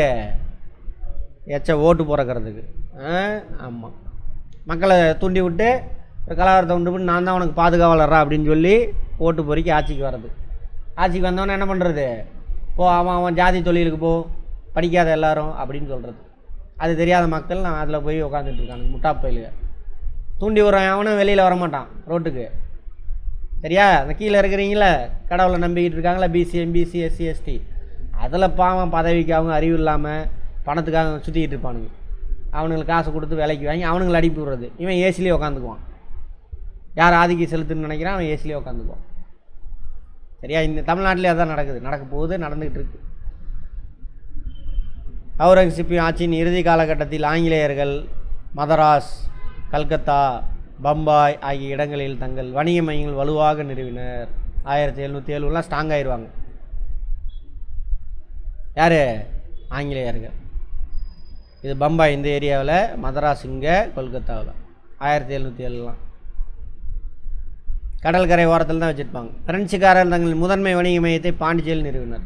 பிரெஞ்சுக்காரன் வந்துடுவான் 1600 சில்லறையில், 660 சம்திங் 64 வந்துடுவாங்க. பிரெஞ்சுக்காரன் வந்துடுவாங்க. அப்புறம் இவன் 2 பேர்த்துக்கு சண்டை நடக்கும். நீ பெரிய வியாபாரியா, நான் பெரிய வியாபாரியான்னு பிரெஞ்சுக்காரனுக்கும் ஆங்கிலேயருக்கு நடுவில் சண்டை நடக்கும். ஒரு 3 சண்டை நடக்கும். எந்த பகுதியில் நடக்குன்னா கர்நாடிக் ரீஜன்பாங்க. கர்நாடிக் ரீஜனாக இந்த ஏரியா, அதனால் அது கர்நாடக போர்கள்பாங்க. 3 போர் நடக்கும். 1, 2, 3 அதெல்லாம் தனியாக பார்ப்போம்.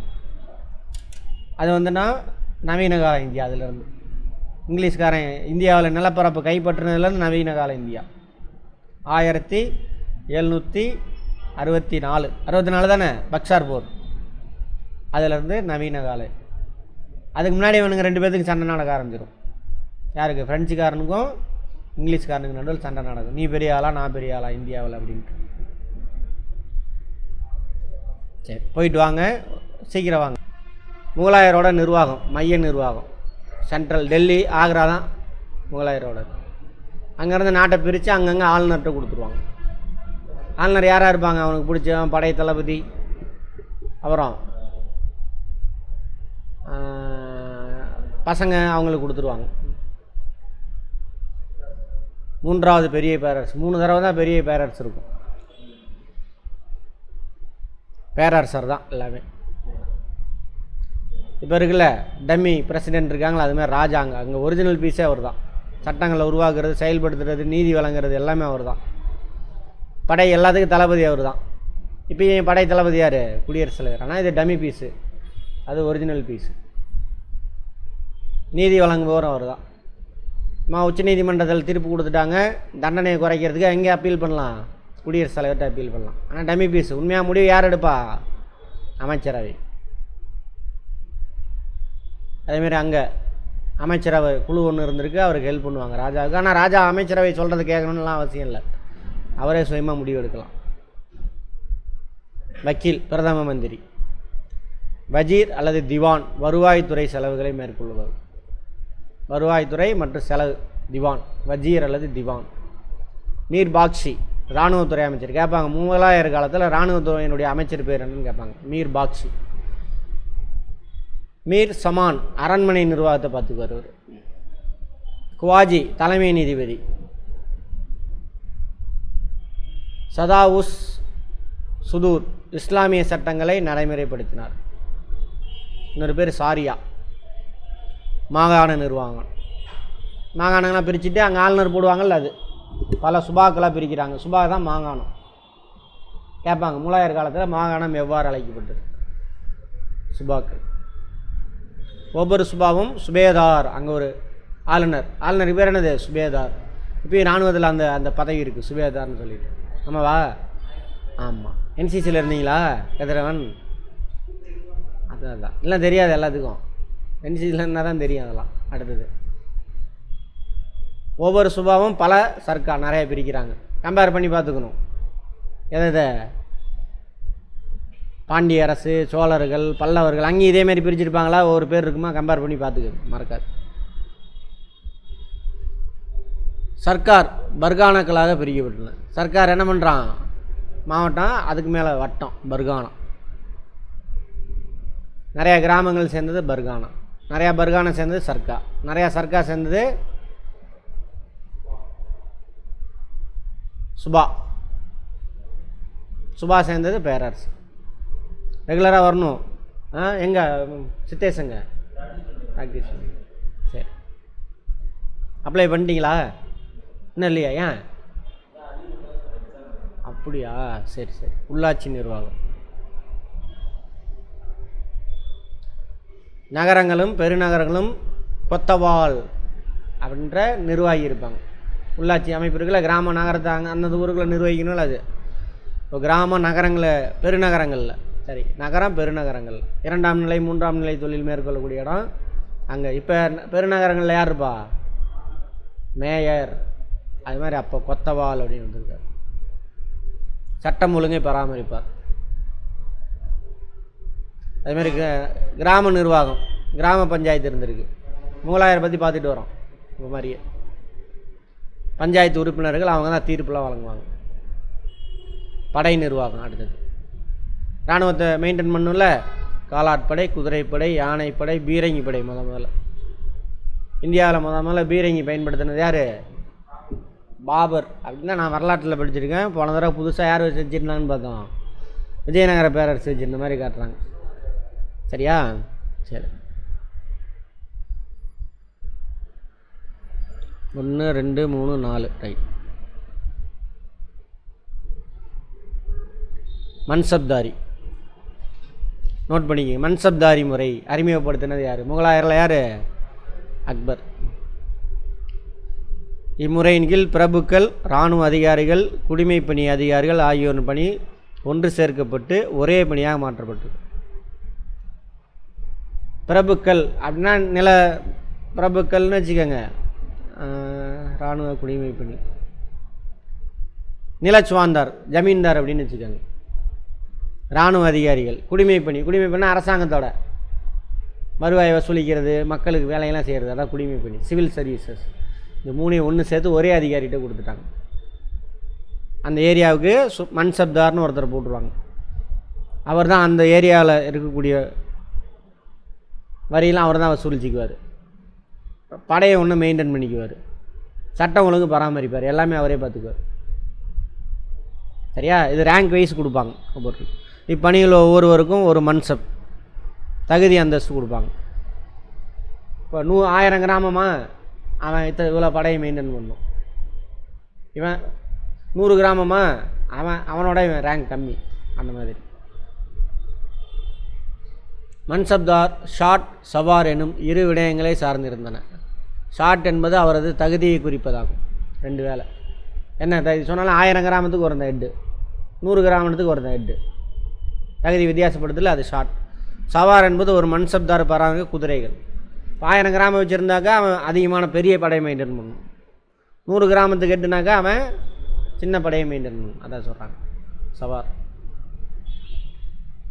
மன்சப்தாரின் ஊதியமானது அவரால் பராமரிக்கப்படும் குதிரைகளின் எண்ணிக்கையை பொறுத்திருந்தது. அவர் வச்சிருக்கக்கூடிய மன்சப்தார் வச்சிருக்க குதிரை 10லேருந்து 10,000 வரைக்கும் இருந்தது.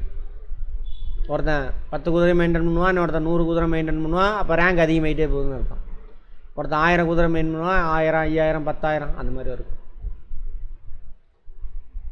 மன்சப்தாரர்களுக்கு ஊதியம் கொடுக்குறார்.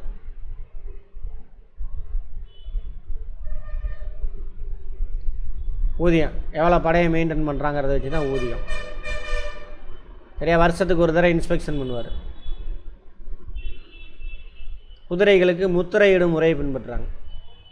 திருட்டை தவிர்க்கிறதுக்காக பேர் குத்திடுவாங்க. ஏன்னா குதிரை தெரியாதல்ல எந்த குதிரைன்னுட்டு. இந்த குதிரைக்கு வந்துட்டு முத்திரை சூடு போட்டு முத்திரை வைப்பாங்க. அது முதல்ல கொண்டு வந்தவர் வந்து அலாவுதீன் கில்ஜி. அவர் தான் முதல்ல நிரந்தர படை வச்சுருப்பார்ல, குதிரைக்கு சூடு போட்டு முத்திரை பதிப்பாங்க. திறமையான குதிரை, வயசாயிருச்சு, இத்தனை வருஷத்துக்கு மேலே போயிடுச்சுன்னா அந்த குதிரையை போரில் பயன்படுத்த மாட்டாங்க. பொருள் ஏற்றுமதி இறக்குமதி அதுக்கு யூஸ் பண்ணுவாங்க. போக்குவரத்துக்கு யூஸ் பண்ணால் போருக்கு பயன்படுத்த மாட்டான். அந்த மாதிரி அதை முதல்ல அவர் தான் பண்ணுவார். அதாவது இங்கே அதே முறையை அக்பர் பின்பற்றுவார்.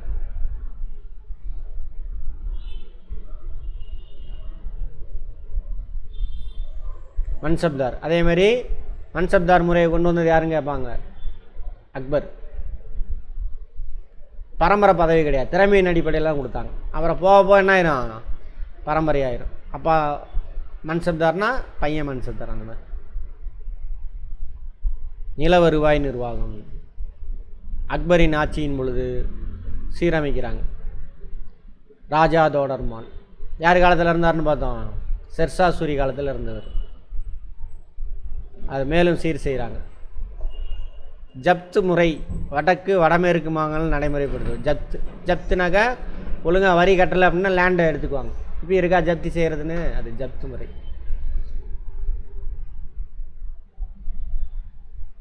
அதேமாதிரி நிலங்களை அளக்குறாங்க. அளந்து அந்த நிலத்தில் எவ்வளவு விளைச்சல் வரும், நிலத்தோட தரத்தை பொறுத்து வரி விதித்தாங்க. இதே மாதிரி யார் பண்ணிடுவாங்க, சோழர்கள் பண்ணியிருப்பாங்க.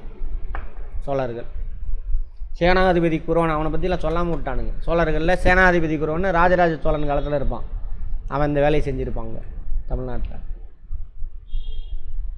வரி 10 ஆண்டு காலத்தில் சராசரியாக எவ்வளோ விளைஞ்சிருக்கு, அதில் 3/1 வரியாக கொடுக்கணும். 3/1 எத்தனை சதவீதம், 33.33%.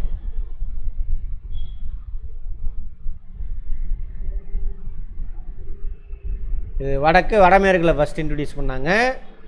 ஷாஜகான் காலத்தில் தான் என்ன ஆகுது, தெற்கு பக்கம் வருது. நோட் பண்ணிக்கோங்க, முக்கியமான கேள்வி. முகலாய பேரரசுகள் பழைய இக்தா முறையை ஜாகிர் என புதிய பெயரிட்டு செயல்படுத்தினர். இந்நில உரிமை ஒப்பந்த கால முறை டெல்லி சுல்தான்களின் காலத்தில் வளர்த்தெடுக்கப்பட்டது. இக்தா முறை, அதாவது ஜமீன்தார் இருக்காங்களா, அதை புது பேர் ஜாகிர். ஜமீன்தார்னா தெரியல, ஒரு 1000 ஏக்கரை ஒரு தட்டு கொடுத்துருவாங்க, அவர் தான் அந்த ஏரியாவுக்கு ஜமீன்தார். டெல்லி சுல்தான் காலத்தில் இக்தான்னு சொல்லுவாங்க, முகலாயர் காலத்தில் அது ஜாகீர்தாரி சிஸ்டம் அப்படின்னா. சரியா? மன்சப்தார் சிஸ்டம் இது ஒரு டைப்பு பணியாளர்கள், அவங்களோட ரேங்கு இது பராமரிக்கிறது. இவங்க இல்லாத ஏரியாவில் ஜாகீர்தாரி முறை இருந்துச்சு. லேண்டு கொடுத்துரும் 1000 ஏக்கர், தீபிகாவை 1000 ஏக்கருக்கு நீங்கள் தான் ஜாகீர். அந்த ஊரில் வரியெல்லாம் நீங்கள் தான் வசூலிச்சிக்கணும். யாருக்கிட்ட லேண்டு கொடுக்கணும் நீங்கள் தான் டிசைட் பண்ணுவீங்க. அவன் விவசாயம் செஞ்சு என்ன பண்ணுவான், நீங்கள் ஒரு வரி போடுவீங்க, அதை வாங்கினாங்க. அவன் எவ்வளோ போட்டிருக்கான், 3/1, அப்போ அவன் 50% வாங்கிக்குவான். அல்லது 3/1 வாங்கிக்கிட்டு அவன் ஒரு பார்ட் எடுத்துக்கிட்டு ராஜா கிட்ட ஒரு பார்ட்டை கொடுத்துருவான். யார், ஜாகீர். அந்த ஊரில் ஏதாவது பிரச்சனைனாலும் நீங்கள் தான் பஞ்சாயத்து வைக்கணும். திருட்டு போகாமல் எல்லாத்தையும் நீங்கள் தான் பார்த்துக்கணும். நிலவரி வசூல் செய்யும் பொறுப்பும் அப்பகுதியை நிர்வகிக்கும். சொன்ன இல்லையா, அதான் நிலவரி வசூலிக்கு பொறுப்பு. இராணுவ சிவில் அதிகாரி ஒருவரிடம் ஒப்படைக்கப்பட்டது. அவன் தான் ஜமீன்தார், ஜாகீர். அவருடைய தற்போதைய பெயர் ஜாகீர்தார்.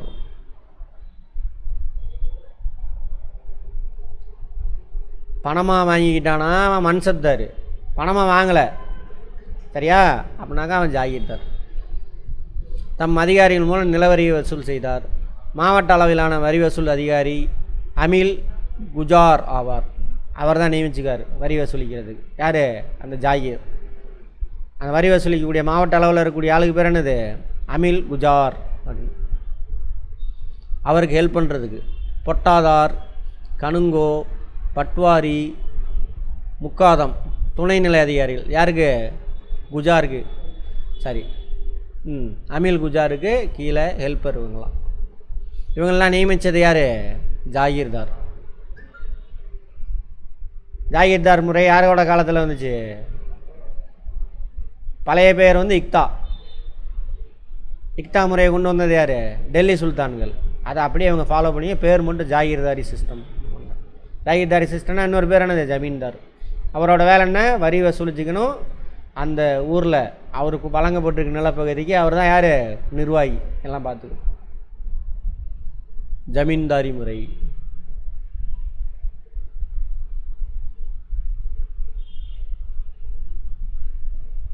அதே தான், சட்டம் ஒழுங்கு அமைதியாகி எல்லாமே ஜமீன்தாரி முறை இருந்திருக்கு. ஜாகீர்தாரி சிஸ்டம். உள்ளூர் தலைவர்கள், சிற்றரசர்கள், அவங்களாம் ஜமீன்தார்கள் என அழைக்கப்பட்டனர். 16ஆம் நூற்றாண்டின் இறுதி பகுதியில் ஜமீன்தார்களுக்கு தங்களது ஜமீன் பகுதி மீது பரம்பரை உரிமை வழங்கப்பட்டது. ஜமீன்தாரா, அதுக்கு முன்னாடி பரம்பரை உரிமை கிடையாது. 3 முறை இருந்திருக்கு. என்னென்ன முறை, ஜாகீர்தார் சிஸ்டம், மன்சப்தாரி சிஸ்டம், இது அதிகாரிகளுக்கு. ஜாகிர்தாரி சிஸ்டம் அதிகாரி கிடையாது, ஆனால் அதிகாரியே ஜாகிர்தாராக போட்டுருவாங்க. அடுத்தது ஜமீன்தார் முறை. 16ஆம் நூற்றாண்டுலேருந்து தான் என்ன ஆகுது அவங்களுக்கு பரம்பரை. அப்பா ஜாமீன்தார்னா பையன் ஜமீன்தார். அப்படி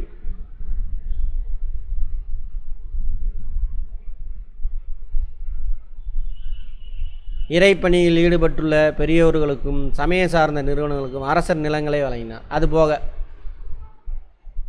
கோயில் நிறுவனம் இறைப்பணினா அர்த்தம் அவங்களுக்கு நிலம் கொடுக்கறது. அப்போ இருந்தே தொடருது. வரி விலக்கு, சுய யூர்கள், அந்த பிராமணர்களுக்கெல்லாம் கொடுத்துருப்பாங்கள்ல, தேவதானம், பிரம்மதானம், பிரம்மதேயம், பிரம்மதானம், அதெல்லாம் அது அப்படியே தொடருது. அதனால தான் அவங்கள டிஸ்டர்ப் பண்ணல. இல்லை அதையும் இதையும் கிளப்பி விட்டு சண்டையை முட்டி விட்டுருப்பாங்க. அதுக்கு பேர் என்னது, சுய யூர்கள் அப்படின்றாங்க. எதுக்கு, அந்த வரி இல்லாமல் சமய நிறுவனங்களுக்கு சரியா இறைப்பணியில் ஈடுபட்டவருக்கு கொடுக்குறாங்கல்ல அவங்களுக்கு. சமய நிறுவனம் கோயிலுக்கு கொடுக்குறது. சமய கொள்கை, சமய சகிப்புத்தன்மையோடு தான் இருந்திருக்காங்க. சமய சகிப்புத்தன்மை இல்லாமல் இருந்தவங்களாம் 2 பேரை ஷாஜகான் சொல்லியிருக்காங்க. நான் அவருக்கு இல்லை, இவர் யார், அவுரங்கசீப்பை சொல்கிறாங்க. ஸ்ட்ரிக்டாக இருந்தார், சமயத்தை இஸ்லாம் மதத்தை ஸ்ட்ரிக்டாக பின்பற்றினார்னு சொல்கிறாங்க. மிகவும் முற்போக்காளர் நம்ம தானே. அதனால தான் அவர் என்ன வச்சுருந்தார், இபாதத் கானா அப்படின்னு ஒரு பில்டிங் கட்டி அங்கே எல்லா சமயத்தை சேர்ந்தவங்களும் உட்காந்து பேச சொன்னாங்க. இங்கே யாருமா, எங்கே அந்த பொண்ணு, இபாதத் கான். அவர் உருவாக்கின மதம் இது, எல்லா மதத்துக்கும் சகிப்புத்தன்மை உள்ளது. தீன் இலாகி கேட்பாங்க, அது கடைசி வரைக்கும் யாரும் பின்பற்றலை. அதோட நோக்கமே எல்லா மதத்தில் உள்ள நல்ல விஷயத்தை எடுத்துக்கிட்டு எல்லா மதத்தோடு என்ன பண்ணணும், சுமூகமான உறவில் இருக்குது. போர்ச்சுகீசிய கிறிஸ்தவ பாதிரியாலும் இருந்திருக்காங்க. யார், அக்பர் காலத்தில் கிறிஸ்தவர், அப்புறம் பக்தி இயக்கத்தினர், அப்புறம் இஸ்லாமியர் எல்லாருமே இருந்திருப்பாங்க. எல்லா மதத்தோட சிறந்த கொள்கையெல்லாம் எடுத்து என்ன பண்ணுறாரு, தீன் இலாகி தெய்வீக மதம் உருவாக்குறார். அவருடைய கொள்கையை ஜஹாங்கீரும் ஷாஜகானும் பின்பற்றினாங்க. எல்லா மதத்தையும் ஈக்குவலாக பார்த்தாங்க. ஆனால் அவுரங்கசீப் அப்படி ஃபாலோ பண்ணலான்றாங்க. இந்தியர் கேட்பாங்க, முஸ்லீம் அல்லாதவங்க மாதிரி ஜிஸ்யா வரி போட்ட முகலாயர் யாருன்னு கேட்பாங்க. அக்பர் அதை நீக்கிடுவார், இவர் போடுறார்.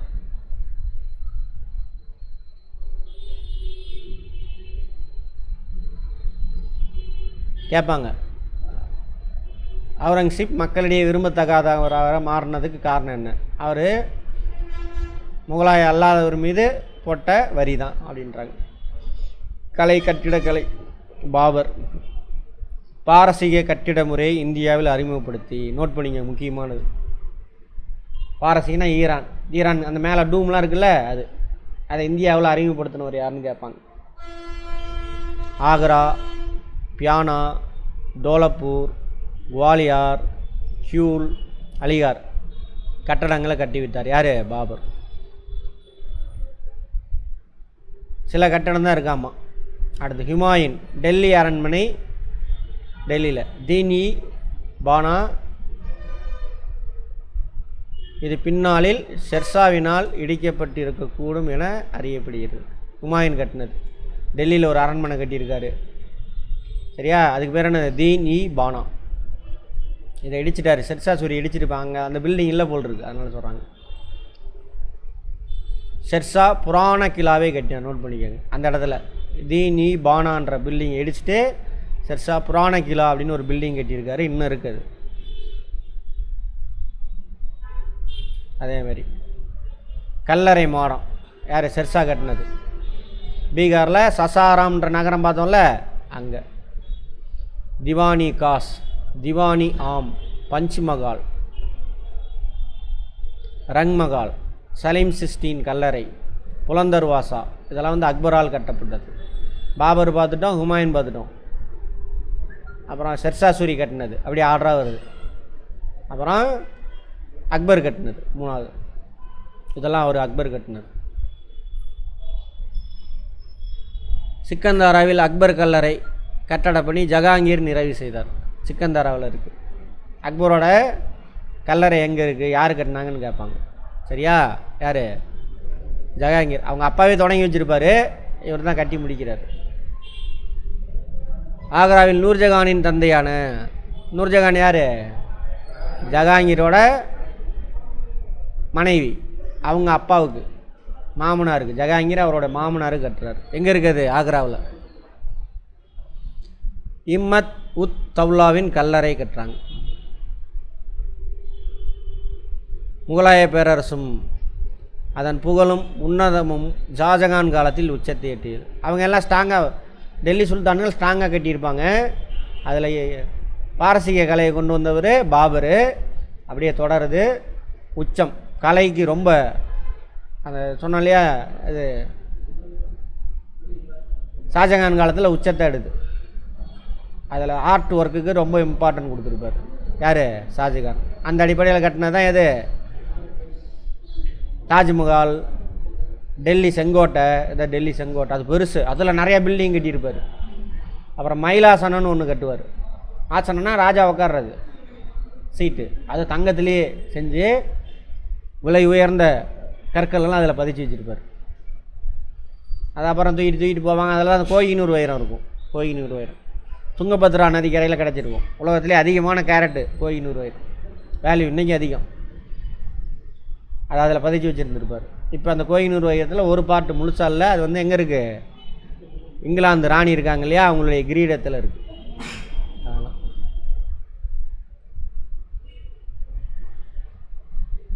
நவரத்ன கற்கள் பதிக்கப்பட்ட மயிலாசனம். சொன்னாலையா கேட்பாங்க, யார் மயிலாசனத்தை உருவாக்குனதுன்னு. யமுனை நதியில் உள்ள புகழ்பெற்ற தாஜ்மஹால், ஆக்ராவில் உள்ள முத்து மசூதி, டெல்லியில் மிகப்பெரிய ஜுமா மசூதி, இதெல்லாம் ஷாஜகான் கட்டினது. புலந்தர்வாசா. புலந்தர்வாசா யார் கட்டினது? அவுரங்கசீப்பின் ஆட்சி காலத்தில் கட்டடக்கலை பெரிய அளவிலான ஆதரவை பெறவில்லை. அவுரங்கசீப் ஏன்னா அவர் வந்து ஆடம்பர செலவெல்லாம் பண்ண மாட்டார், மக்களுக்கு என்ன தேவை அதை பண்ணுவார். ஆனாலும் அவுரங்கசீப்பினுடைய மகன் ஆஜாம் ஷா, அவங்க அம்மாவுக்கு அவுரங்காபாத்தில் பிபிகா மக்பாரா என்னும் கல்லறை கட்டியிருக்காங்க. கேட்பாங்க, பிபிகா மக்பாரா யாரோட நினைவா, யார் கட்டினதுன்னு கேட்பாங்க. திவானி காசுங்க பாருங்க, பயங்கர. இதெல்லாம் பார்த்தீங்கன்னா இந்த கலர் கலராக இருக்குல்ல, அதெல்லாம் ஒவ்வொரு கல். இது மார்பிள். டெல்லி சுற்றி போய் பார்த்தீங்கன்னா அந்த மார்பிள் அந்தந்த இந்த சிவப்பு கலரில் இருக்கா பூ, அந்த கல்லெல்லாம் வந்து வேற ஒரு கல்லை செதுக்கி, அந்த வெள்ளைக்கல்லை செதுக்கி எடுத்துகிட்டு அதில் பதிச்சு வச்சுருப்பாங்க.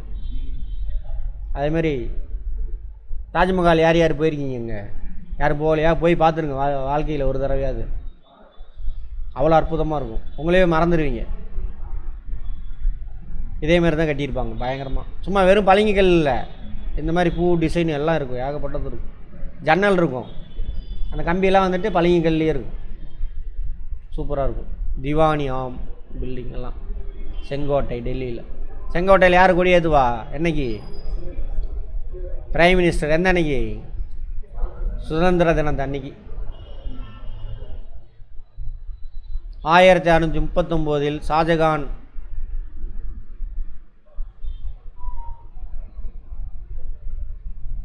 கட்டியிருப்பார். இந்த இந்த நகரத்துக்கு பேர் ஷாஜகானாபாத், டெல்லி. சிவப்பு நிற கற்களால் கட்டப்பட்டது. எந்த வருஷம் கட்டியிருக்காரு? 1639. அவ்வளோதானா? சரி. இந்தியாவில் பாரசீக கட்டிடக்கலை அறிமுகப்படுத்தியவர் பாபர். அக்பர் ராணா பிரதாப்பை எந்த போரில் தோற்கடித்தார்? ஹால் டிக்கெட்டில் ராணா பிரதாப். ஹால் டிக்கெட் பாருங்க. ஷெர்ஷா டெல்லியில் யாருடைய அரண்மனையை அளித்தார்? ஹுமாயூன். மன்சப்தாரி முறையை அறிமுகப்படுத்தியவர்? இது மட்டும் செக் பண்ணுங்க, ஆல் டிக்கெட் தான் நினைக்கிறேன். அக்பரின் வருவாய்த்துறை அமைச்சர் யார்? ராஜா தோடர்மால். ராணா பிரதாப்பின் குதிரையின் பெயர்? குதிரை பெயர் கொடுத்துருந்தாங்களா என்ன?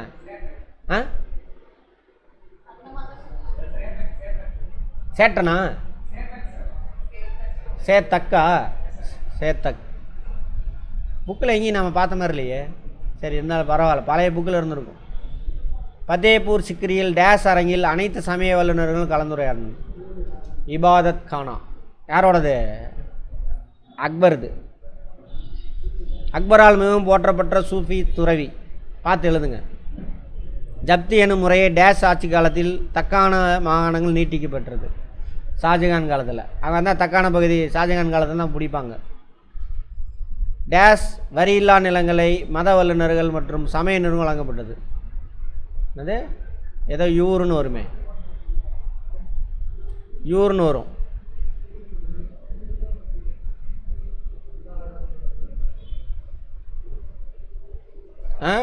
சுயயூர்கள், சுயயூர்கள். பாபர், துர்காவதி, ராணா சந்த் பிபி,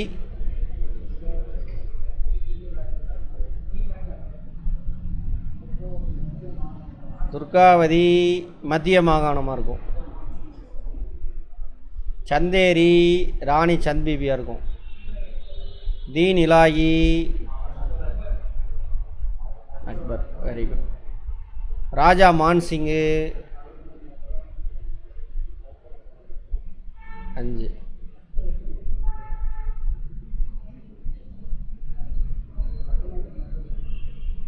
ஓகேவா? பாபர் மத்திய ஆசியாவில் ஒரு சிறிய அரசரான பர்கானாவை பரம்பரை சொத்தாக பெற்றார். கரெக்டா? ஹுமாயூன் 1565 டெல்லியை கைப்பற்றினார். 55 55 40 போயிடுவார். 15 ஆண்டு கழிச்சு பிடிப்பார். பிடிச்சிட்டு 56 இறந்துடுவார். அவுரங்கசீப் ராஜபுதன பெண்ணை திருமணம் செய்தார். கிடையாது, அவர் சிட்டா மதத்தை பின்பற்றினார். தன் மகன் குஷ்ருவுக்கு உதவினார் என்ப சீக்கிய தலைவர் குரு அர்ஜுனை தூக்கிலிடும்படி உத்தரவிட்டார். கரெக்டு தானே? அவுரங்கசீப் காலகட்டத்தில் முகலாய கட்டிடக்கலை சிறப்பு பெற்றது. அப்படியா? இல்லை, அவர் கட்டவே இல்லை. ஷாஜகான் காலத்தில் ஆங்கிலேயர் தங்களது முதல் வணிக மையத்தை சூரத்தில் நிறுவினர். ஜஹாங்கீர் ஆங்கிலேயருக்கு வணிக உரிமை வழங்கினார். கரெக்டு. அவுரங்கசீப் மற்ற மதங்களை வெறுத்ததனால் அவருக்கு அவப்பெயர் ஏற்பட்டது. கரெக்டு. அவுரங்கசீப் இந்துக்கள் மீது மீண்டும் ஜெஸ்ஸியாக பாத யாத்திரை. கரெக்டு. சரியான வாக்கியத்தை தேர்ந்தெடு. கம்ரான் ஆப்கானியரின் மகனாவார். ஹசன் சூரி பீகாரில் உள்ள சாசாரத்தின் ஆட்சியாளர் ஆவார். கரெக்டா? கரெக்டு தான். அக்பர் இந்துக்களின் மீது ஜெஸ்ஸியா வரி மற்றும் பாதை வரியை ரத்து செய்தார். கரெக்டு. அவுரங்கசீப் நமது 3 சகோதரர்களை கொன்றுவிட்டு ஆட்சி கட்டினார். இளவரசர் அக்பர் சிவாஜியின் மகனான சாம்பாஜியோடு தக்காணத்தில் ஒப்பந்தம் செய்து கொண்டார். அதான் 2ஆம் அக்பர். ஆமாவா?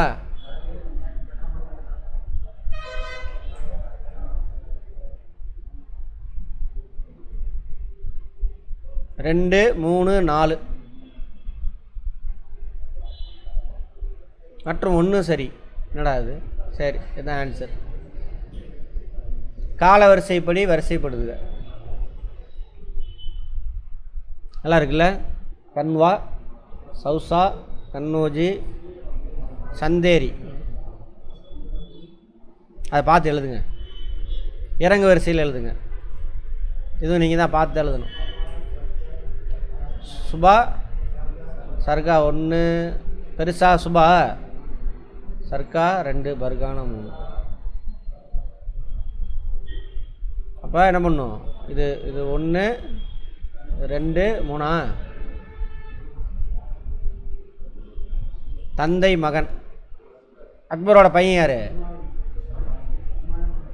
ஹுமாயூனா? பாபரோட பையன்தாம்மா அவர். அக்பரோட பையன் பேர் என்னது? ஜஹாங்கீர். தௌலத் கான் லோடி, தில்வர் கான். ஹசன் சூரி, ஷெர்ஷா சூரி. பாபர், உதய் சிங், ராணா பிரதாப். அவ்வளோதான். இதோட இருக்கட்டும்.